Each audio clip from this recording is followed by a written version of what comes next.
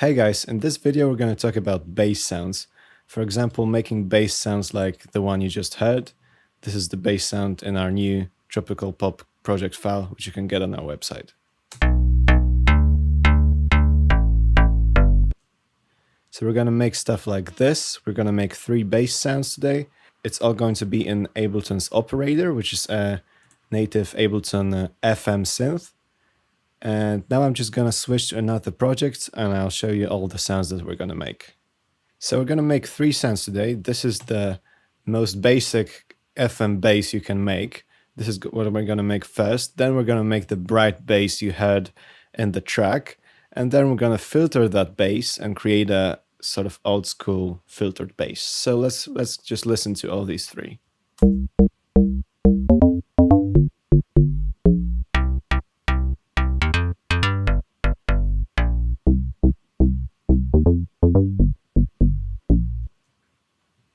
Yeah, every one of these basses has a different characteristic. Not all of them will be suitable for every genre, but I think a lot of these sounds are heavily used, obviously, in deep house genres.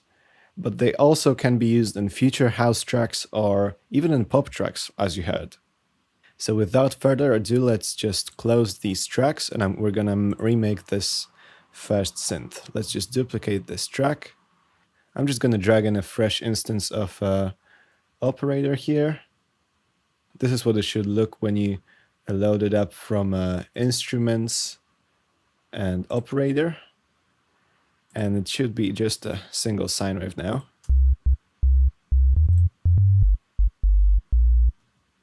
Okay, so let's start making it. Okay, so in operator we have 4 oscillators, which are things that generate sound. Here we can just choose how loud these oscillators are. So for this one, we're going to go up a little bit. We're going to go to -5.1. I'm just going to type that in. We're just setting the loudness of this, the volume of the first oscillator. And now when you click on this tab, on this A tab, we're going to see the envelope for the first oscillator, which is basically how the volume evolves in time.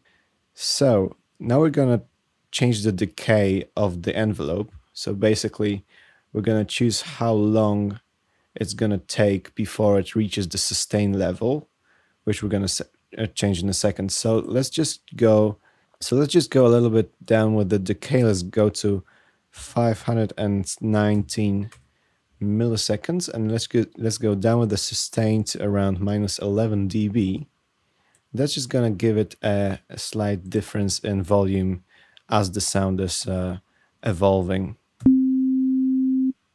You can hear that the volume is slightly louder at the beginning of the sound. Now, this sound is pretty basic still. We need a little bit of a change of timbre.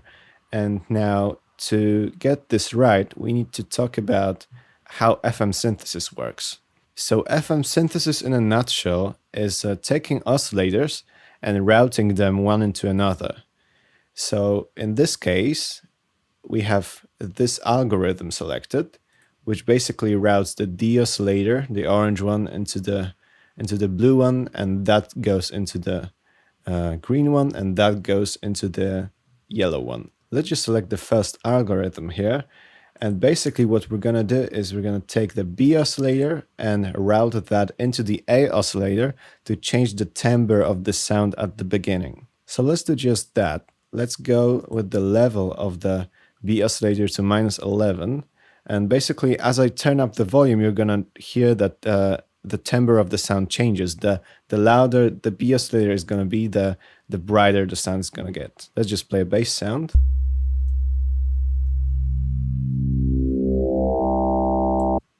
Okay, so you want a bit of that, but let's not go too high with the level. So I'm going to go to -11 dB here, which gives us that nice, strong, bassy feel. But now we also want to add an envelope here. So if we just do this, go down with this decay and the sustain, you can already hear a bit of that FM kind of old school deep house bass character. Let's just get precise with the decay and sustain here. We're gonna go all the way down with the sustain, just as I did. But let's go to 1 second with the decay. Now it's gonna sound like this. You can hear that we have this really nice low feeling of this bass. But now what we can do is we can go up with the pitch of the second oscillator to change the timbre completely. If we go 1 octave higher with this thing, we want to just change the coarse pitch knob from 1 to 2, and that basically pitches the B oscillator 1 octave higher. So if we do this, it's suddenly gonna sound just like the deep house classic bass.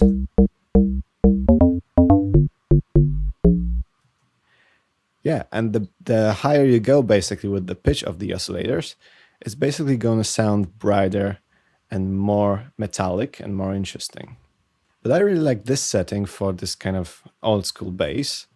Let's just leave it here. I think it's pretty similar to the first thing. And let's just try to remake the second one. So this is what we're gonna do. And in the track, obviously, it sounded a bit different. It sounded like this. And I think this one is a bit closer to the future house kind of bass that Chami is famous for.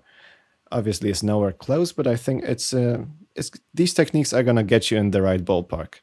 So let's actually remove this hollow rack and let's add an operator. And let's recreate it. So first we're gonna choose the right algorithm. For this one, we're gonna go with the second one. So this one, as you can see, is the B oscillator goes into the A oscillator, but now both D and C oscillators are modulating the B oscillator. So here's what we're gonna do. The A and B we're gonna use for the strong core of the sound, and the C and D oscillators we're gonna use for the brightness of the sound. So yeah, let's get into it. Let's set the right level for the A oscillator. We're gonna go to -17 dB here, and let's set the ADSR envelope here. So decay is gonna be around 410 milliseconds, and sustain is gonna be at -12 dB, and now it's gonna sound a bit more dynamic. Still pretty boring, just a sine wave. So let's add the B oscillator. Let's go up with the level to -20. That's a bit more interesting. Now we're gonna obviously change the envelope here.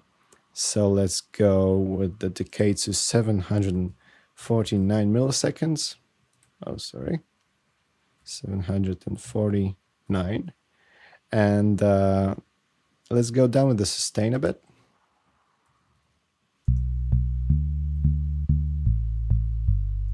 Okay, so this is starting to sound a bit more dynamic. Now, the C oscillator we're gonna use for a bit brighter characteristic of the sound. So let's go up and pitch first of all. Let's go to 3, and that's gonna be a bit more metallic. Right? So now let's go down with the level to -20. So let's not modulate these oscillators too much.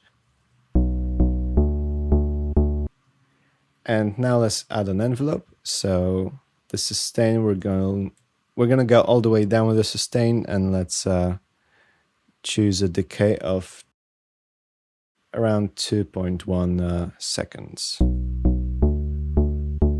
So now continuing from that, we're gonna add a fourth oscillator. Let's go way higher with the coarse pitch. Now this is gonna add the metallic character that I really like about this synth. Let's go up to 12 with the coarse pitch, and let's go with the level to -19. I really like the metallic characteristic of this oscillator, but now we can't leave it like this because it's I just want this oscillator to play at the very beginning of the sound to give it that sharp attack. So let's go all the way down with the sustain and let's choose a decay of 487. Let's check this. Yeah, I think it's pretty close to what we have. Let me just check that. I'm gonna go back here and disable these effects that we're gonna put on this sound in a second.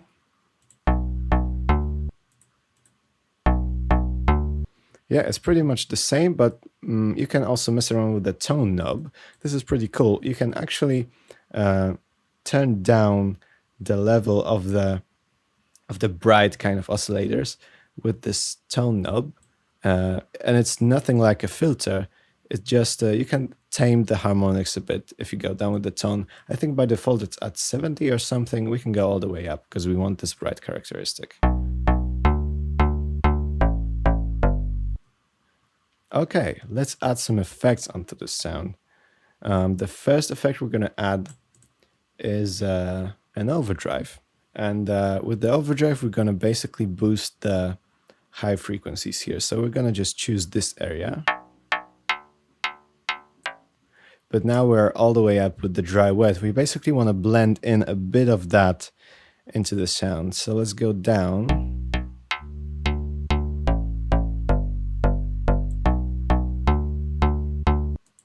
Normally I would mess around with these settings here with the drive and tone. Basically, the higher the drive and tone, the brighter and more distorted the sound is gonna get. But I just have written down the settings that kind of suit this synth. So let me check that. We're gonna go to 504 here, and let's go up with the Q a little bit. Okay, sounds good. Let's leave the drive and tone as it is now, but let's just go to 27% on the dry wet. Yeah, now it's pretty, I think it's better. You can really change the timbre of a sound. If you add overdrive, it's gonna get stronger. So yeah, let's leave it here. Let's add a filter delay now. And we're not gonna use the filter delay for standard filter delay stuff. So normally you use the filter delay to add delays, this echo kind of effects, and you can process the left channel differently and the right channel differently here.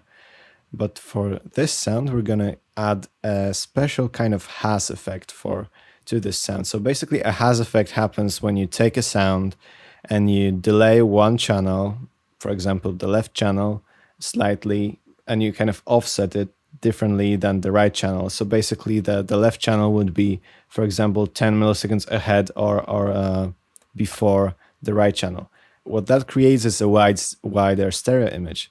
But you also can run into a lot of problems when you do this stuff, especially on bass sounds. So to avoid problems, we're just gonna do the haze effect on mid frequencies. Let's turn on the left and right channel here. You can see that I have it set to time, and I'm choosing a 10 millisecond delay on the left one and 5 millisecond delay on the right one. Let's go up with the volume of both of these. So basically we're playing it at the same volume. Yeah, I also want a bit of the dry signal coming through this effect because I really want to blend it in with the original sound. I don't want the sound to be just the haze effect because that would give us just the mid frequencies. Basically, I have these settings already set up here. I like to even manipulate the left channel differently in the frequency spectrum than the right channel. So basically, I'm enhancing somewhere around 546 hertz here on the left channel and a bit differently on the right channel. And that even boosts the stereo image of the sound. So to listen to this sound, I would recommend that you listen to it on headphones or on a really good stereo system, but headphones would be best for this kind of sound. So I'm just gonna A/B this sound and you're gonna hear the difference.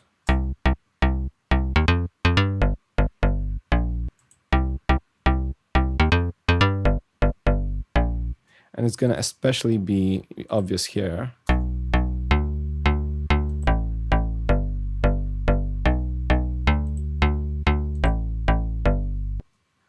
I really like this effect. Let's close these two. Let's add some more effects here.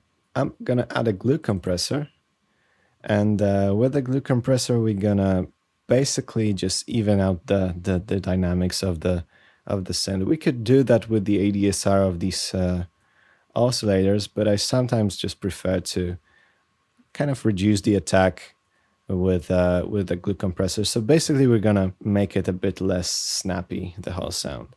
Anyways, here's what I mean. If we go all the way down with the attack and maybe all the way down with the release as well, and we go down with the threshold, we're gonna turn down the volume of the attack of the sound. So let's listen to this.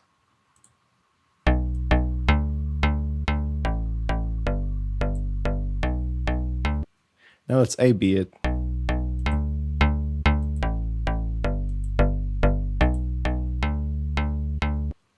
I like the consistency and volume here.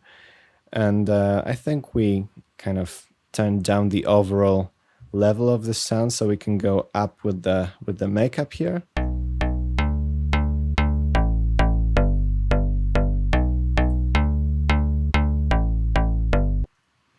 Yeah, and I really like how this compressor works here. We're gonna add an EQ. Basically, we're gonna add two curves here. So what I like on these kind of bass sounds is sometimes boosting the sub frequencies and sometimes kind of ducking the mids and the highs. So sometimes you can get a bit too bright and you want this subby strong quality to add that to the sound. You can oftentimes add that with the right EQ curve. So I'm just adding a bit of gain at 45 Hertz, so the very subby frequencies, and I'm kind of removing some of the higher frequencies around 270 Hertz, and I'm going down 5 dB here. Yeah, I'm using bell curves for these. You could also use shelves. But anyways, let's A/B this effect and you're gonna hear what it sounds like.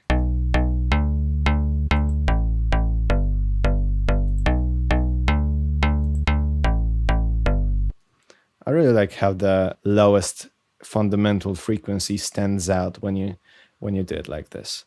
Okay, now when you have all these effects in place, you can just select all of the devices here on this track and click Command or Control and G, and that's going to group it inside a rack. You can expand the view here and call it something FM bass. You can save it, and yeah. Now we also have this filtered bass that I wanted to show you today, so let's get into that. Here's what I did with this.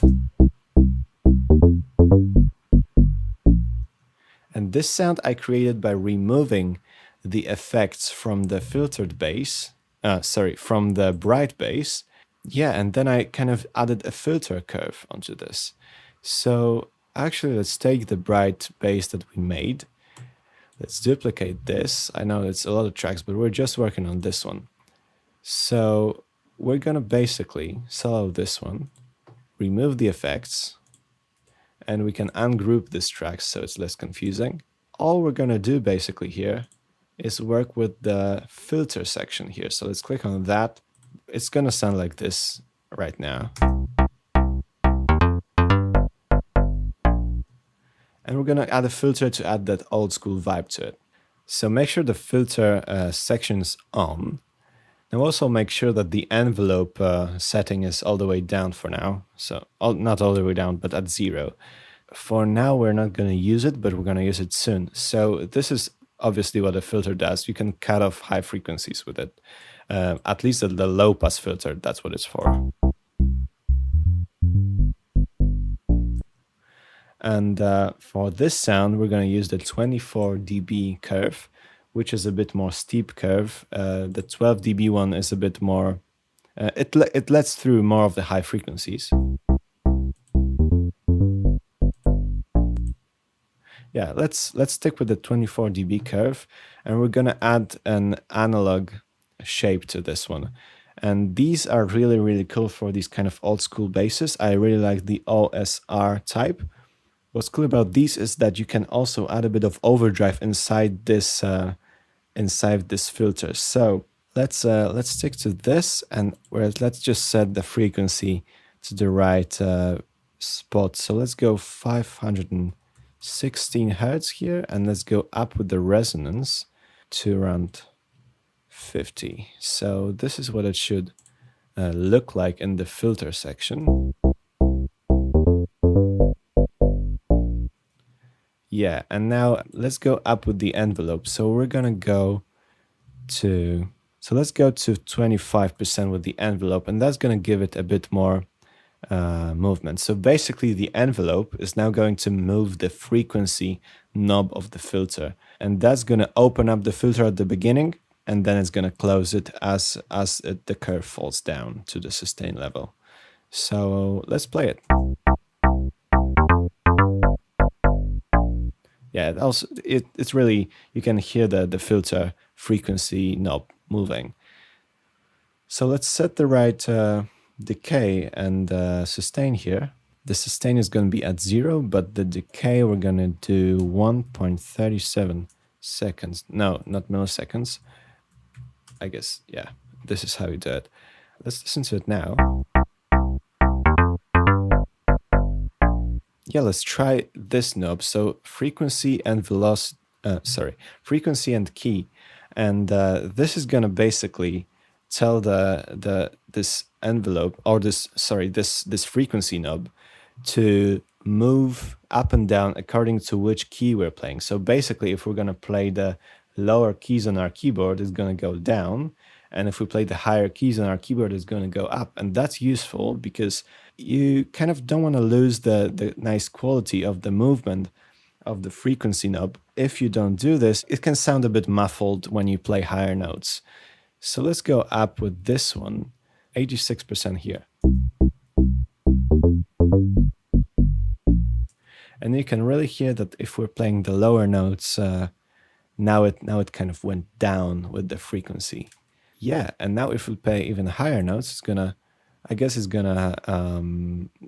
just move up with the frequency knob. So we unfortunately you can see it. You can't see it here. Let's just try it.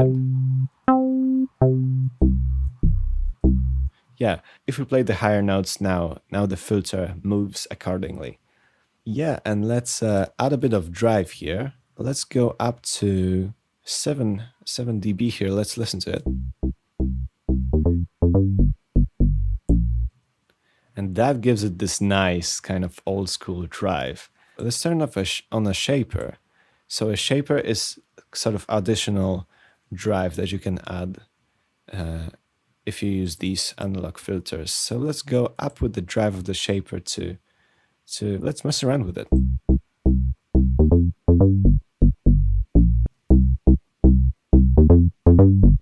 Yeah, if you go too high, it's gonna give it that weird characteristic, but let's go to around 3, I guess. Should be fine.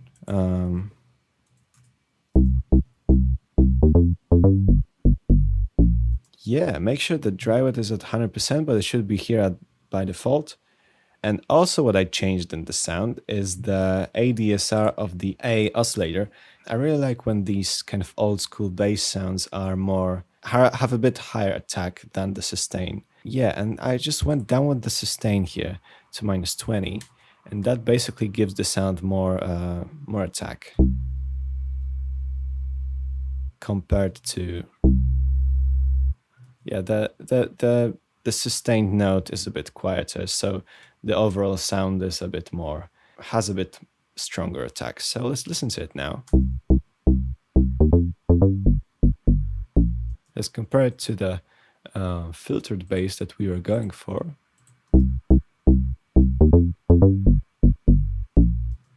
Yeah, as you guys can hear, this is almost exactly the same thing. Yeah, that would be all the basses I wanted to show you today. Thank you very much for watching. Make sure to check out our project file, which is on our website. Make sure to check out our samples and presets and all the good stuff on our website. Yeah, thank you very much for watching, and I see you next time. Bye-bye.